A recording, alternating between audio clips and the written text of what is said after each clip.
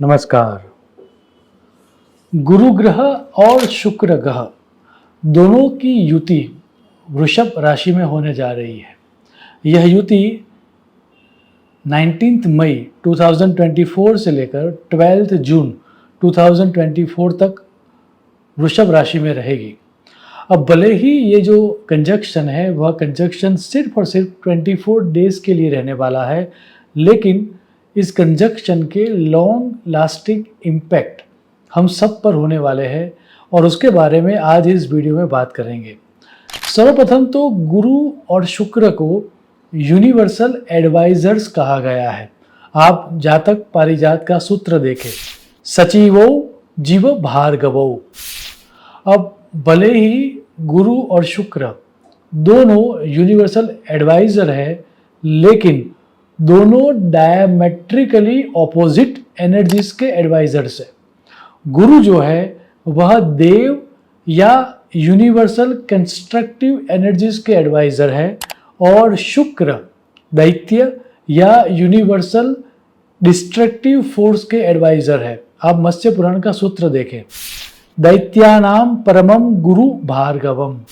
अर्थात जब ये दोनों कंस्ट्रक्टिव एंड डिस्ट्रक्टिव फोर्सेस के एडवाइजर्स मिलेंगे तो उसका अर्थ ये हो रहा है कि कुछ बड़ा डिस्कस करने के लिए वो मिलेंगे, कुछ बड़ा होने वाला है, कुछ हानिकारक हो सकता है और उसको टालने का प्रयास करने के लिए ये दोनों मिलने वाले हैं। ये मुद्दा है। अब ये जो मीटिंग हो रही है, ये मीटिंग शुक्र के घर में अर्थात वृषभ राशि में हो रही है और उसका अर्थ ये भी हो रहा है कि इस मीटिंग का एंड रिजल्ट ये मिलेगा कि गुरु की हार होगी और शुक्र की जीत होगी। और उसका अर्थ ये हुआ कि इस युति के अशुभ परिणाम हमें ज़्यादा मिलेंगे। अब एग्जैक्टली पूरे विश्व को इस कंजक्शन के क्या परिणाम मिलेंगे उसके बारे में बात करते हुए नारद मुनि ने यह सूत्र दिया है, गुरु शुक्रो यदैकस्थो नरयुद्धम तदा भवेत् अकाले वा भवेत् वृष्टि जगत्याम नात्र संशयः। श्लोक को यदि हम विस्तार से समझे तो दो बातें समझ में आती है। एक, युद्ध वर्ल्ड वाइड होंगे और दूसरा हैवी रेनफॉल होगा। अब ये दोनों चीज़ें पूरे विश्व में सबसे ज़्यादा कहाँ पर होने की संभावना है वो यदि हमें समझना हो तो उसके लिए हमें कूर्म चक्र का सिद्धांत समझना होगा और उसके आधार पर जिसको हम ग्लोबल साउथ कहते हैं, वैसी countries like Latin America, Africa, middle east, Asia, Bharat इत्यादि देशों में इन दोनों ग्रहों की युति के कारण ट्रबल्स आने की पॉसिबिलिटीज ज़्यादा है। उसमें भी जीसीसी कंट्रीज, गल्फ कंट्रीज या मिडल ईस्ट के नाम से हम जिन देशों को जानते हैं वहाँ पर नुकसान होने की संभावना ज़्यादा है। यदि हम थोड़ा ज़्यादा जूम इन करें और मिडल ईस्ट का मैप देखें तो Iraq, Iran, Israel, Saudi Arabia, UAE, Afghanistan, Pakistan इत्यादि देशों में समस्या आने की संभावना सबसे ज़्यादा है। अभी अभी ईरान इज़राइल वॉर में जिस तरह से अटैक किए जा रहे हैं, ये बहुत सारे नेगेटिव लॉन्ग लास्टिंग इम्पैक्ट देंगे, ऐसा स्पष्ट दिख रहा है। इज़राइल पैलेस्टाइन वॉर में भी जो गाज़ा स्ट्रिप में अभी हो रहा है उसके भी कई नेगेटिव परिणाम प्राप्त होंगे। इराक ईरान कॉन्फ्लिक्ट्स में भी हम देखेंगे कि चीज़ें और ज़्यादा तीव्र हो चुकी है।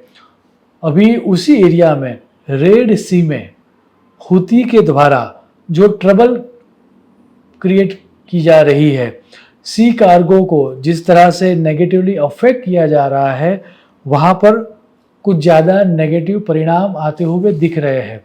इसके अलावा भले ही अभी अभी अज़रबैजान और अर्मानिया के बीच डिकेड्स से चलने वाला जो डिस्प्यूट था, जो कॉन्फ्लिक्ट था, वो समाप्त हो चुका है, वैसे न्यूज़ हमने पढ़े हैं, लेकिन फिर भी उसमें कुछ नए ट्विस्ट एंड टर्न्स आते हुए हम देखेंगे। एक और नेगेटिव एस्पेक्ट भी नारद मुनि ने दिया है और वो है हैवी रेनफॉल। अभी अभी दुबई में जो हुआ 75 ईयर्स की सबसे ज़्यादा रेनफॉल जो हुई वो एक तरह का ट्रेलर था। ऐसी कई इवेंट्स आने वाले समय में रिपीट होगी ऐसा स्पष्ट दिख रहा है।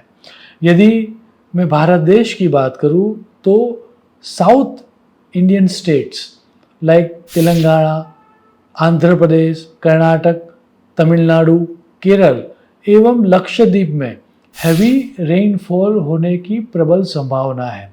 इन स्टेट्स में इंटर स्टेट कॉन्फ्लिक्ट्स भी सरफेस पे आए और पॉलिटिकल अनरेस्ट हो वैसा भी स्पष्ट दिख रहा है, क्योंकि गुरु शुक्र की युति जो हो रही है वह शुक्र के घर में हो रही है। स्टॉक मार्केट में मोमेंटरीली अपवर्ड ट्रेंड दिखाई देगा। बैंकिंग, फाइनेंस सेक्टर एवं लग्जरी गुड्स एंड ब्रांड्स में उछाल आएगा।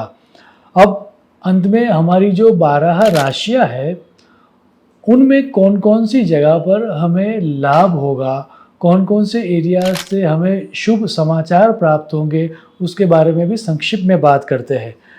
मेष राशि को फैमिली गैदरिंग्स और फाइनेंस से लाभ होगा, सेविंग्स बढ़ेगी। वृषभ राशि वालों को कैरियर में लाभ मिलेगा, विश फुलफिलमेंट प्राप्त होगी। मिथुन राशि वालों को कोई नया डेट इनकर नहीं करना चाहिए और कोई एडवेंचरस एक्टिविटीज़ में भी पार्टिसिपेट नहीं करना चाहिए। कर्क राशि वालों को सेविंग से लाभ होगा, फ्रेंड्स और फैमिली से गैदरिंग से उनको बहुत ही सुख की प्राप्ति होगी। सिंह राशि वालों को बिजनेस अपॉर्चुनिटीज ज़्यादा मिलेगी, कैरियर में नई हाई मिलेगी। कन्या राशि वालों को ट्रैवलिंग का लाभ मिलेगा और कैरियर में भी उछाल प्राप्त मिलेगा। तुला राशि वालों को हेल्थ में सुधार मिलेगा। एंसेस्ट्रल प्रॉपर्टी रिलेटेड यदि कोई डिस्प्यूट चल रहा है तो वह रिजॉल्व हो जाएगा। वृश्चिक राशि वालों को रिलेशनशिप अच्छी होगी और कैरियर में भी नई हाइट्स प्राप्त होगी। धन राशि वालों को जॉब में जो राइज चाहिए था वो मिलेगा, कैरियर भी अच्छी रहेगी और एम्प्लॉय से सुख प्राप्त होगा। मकर राशि वालों को संतानों से सुख की प्राप्ति होगी और गुड न्यूज़ की प्राप्ति होगी। कुंभ राशि वालों को पेरेंट्स की हेल्थ यदि कोई डिस्प्यूट चल रहा है या पेरेंट्स की हेल्थ में कोई कॉम्प्लिकेशंस चल रहा है तो उसमें उनको रिजॉल्व मिलेगा, उसकी दवाई मिल जाएगी। हालांकि उनको खर्च के ऊपर काबू रखना चाहिए। मीन राशि वालों को सिबलिंग्स के सुख मिलेगा और ट्रैवलिंग का भी सुख मिलेगा। अंत में क्योंकि गुरु और शुक्र दोनों नैसर्गिक शुभ ग्रह है तो इस कंजक्शन से ओवरऑल सुख, शांति और समृद्धि देने वाले इवेंट्स ही ज़्यादा होंगे। सिर्फ और सिर्फ वैसे लोग जो रिलीजियस या फिर किसी आइडियोलॉजी को लेकर एक्सट्रीमिस्ट थॉट वाले हैं, धर्मांध है, उनको दिक्कत ज़्यादा आएगी। जातक शारदीप में ऐसा स्पष्ट सूत्र दिया गया है, उसको यहाँ पर प्रेजेंट करके मैं मेरी बात को विराम दूंगा। आप जातक शारदीप का श्लोक देखें। जीव सीतयोर मनुष्यो विशिष्ट धर्म स्थिति भवेद धनवान।